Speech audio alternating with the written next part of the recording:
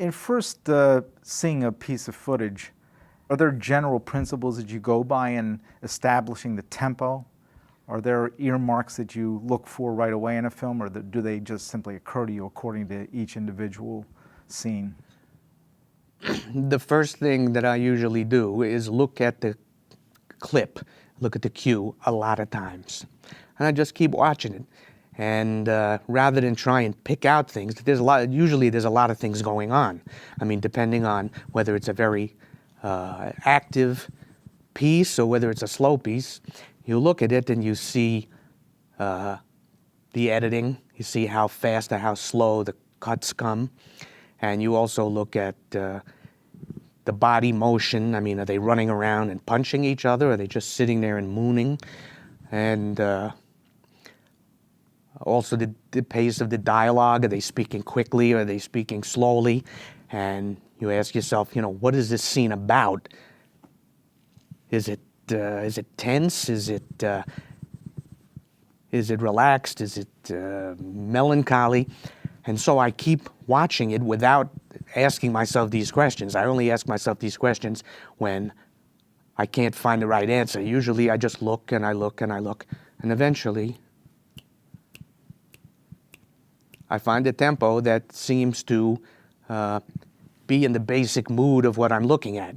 Then, after I start looking at it again more analytically, if I'm looking for places where I have to really synchronize the music. So if somebody's getting punched or something falls or someone's eyes open up or the dialogue builds and then there's a pause.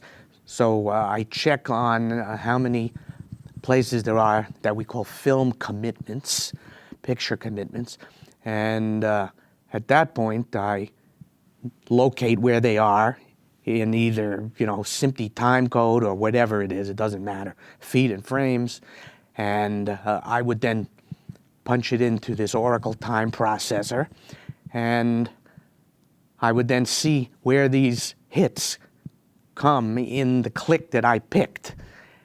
And I would then, if they were all fairly close, I would then just adjust the click so that these commitments happen in places that I think would be musical, because I'm always a big fan of making the music appear to just happen, and that things that happen in the film just happen to happen at the same time. I don't like riding along and then having to hit something in some ridiculous place for the type of music.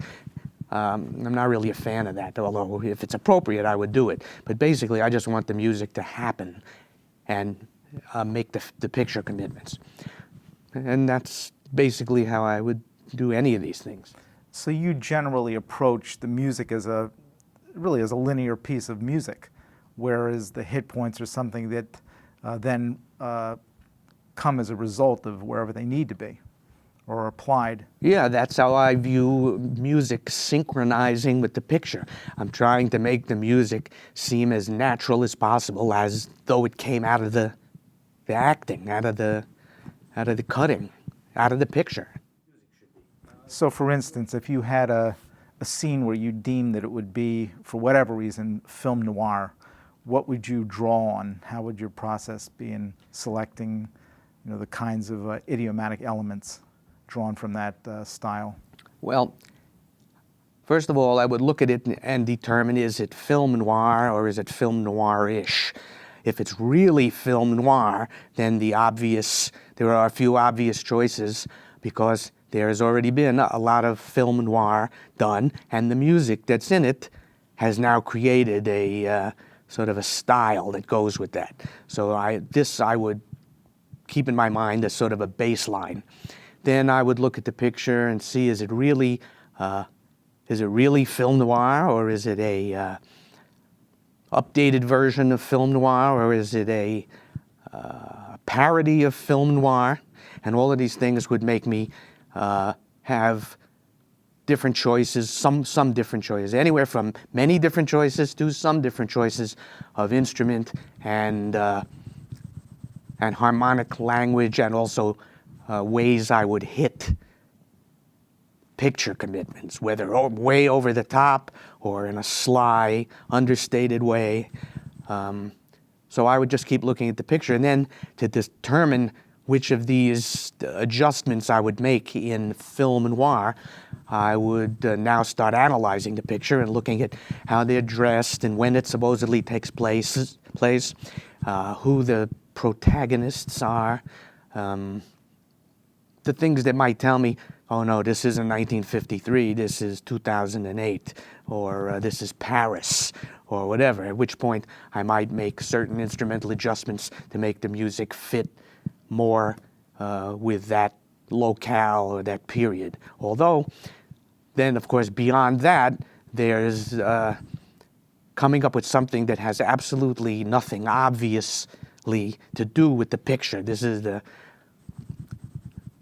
most difficult thing, is coming up with something that you would never imagine would work in the picture, but it does. And this occasionally happens, usually from people pulling out records and just slapping them against the picture. Generally speaking, you don't see too many composers being able to figure out some completely different thing to play in an area where something else is absolutely expected, and then having it work. It seems one of the signature scenes in which your particular kind of phrasing music to a scene is in the break-in scene in the Naked Gun. It's quite an anatomy, a musical anatomy. This is about 44 minutes into the frame where Leslie Nielsen breaks into a room with a credit card, and there's so many different kinds of variety of musical elements that you employ in this, although a modicum of actual material.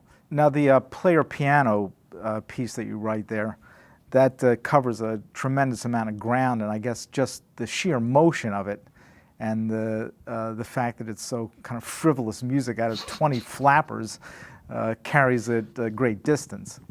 Yes, it does. Well, I thought that was like, it was so a little bit of a pain to deal with, but it ended up being fun because this guy is obviously like a wealthy collector, and he happens to have an upright player piano.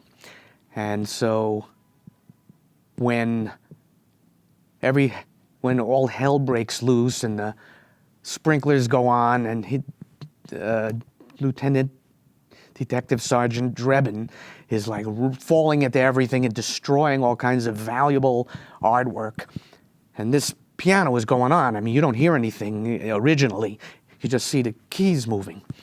So I realized that I had to do something with that. I mean, the choice, usually it comes out to being what we called scorse, meaning score and source together. So looking at what's going on, I realized it had to be like some kind of vaudeville, sped up Keystone Cops type of thing. And in contrast to his sneaking around in all seriousness. So I watched how fast the keys were going. And I also made note of where all the hits were as far as destroying artwork and paintings being ripped and things falling over and getting smashed. And so I found the right tempo where I could play sort of a too-fast stride piano part,